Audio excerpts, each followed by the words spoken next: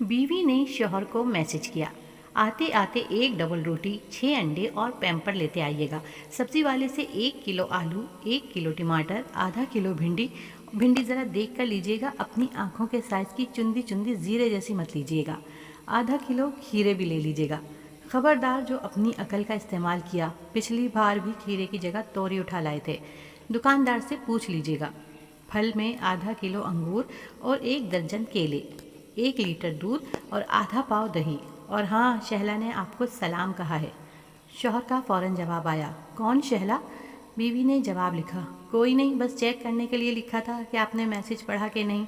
आमतौर पर जब इतने काम बताती हूँ तो आप बहाना कर देते हैं ना कि मैसेज नहीं देखा था।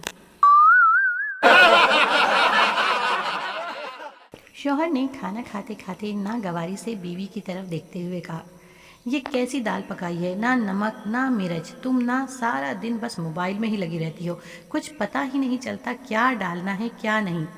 बीवी ने पहले हैरानगी से शौहर की तरफ देखा, फिर बोली, पहले आप मोबाइल साइड पर रखकर खाना खाइए। कब से देख रही हूँ पानी में डुबो डुबो कर रोटी खा रहे हैं।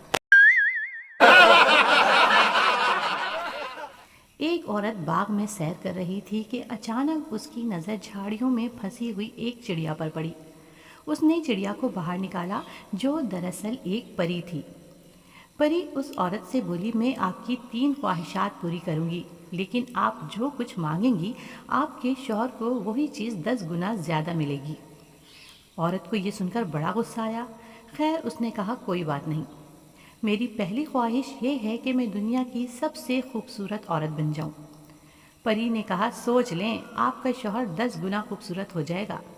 कोई बात नहीं, मैं सबसे खूबसूरत होंगी तो वो मुझे ही देखेगा, औरत ने कहा।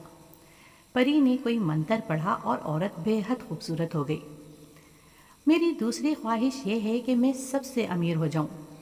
परी ने कहा, सोच लें, आपका शौहर आपसे भी 10 गुना अमीर हो जाएगा। औरत ने कहा, कोई मसला नहीं, इसकी दौलत या मेरी एक ही बात है। परी ने मंत्र पढ़ा और औरत अमीर हो गई। जी, अब आपकी तीसरी ख्वाहिश क्या है, आप ये भी बता दीजिए, परी ने पूछा।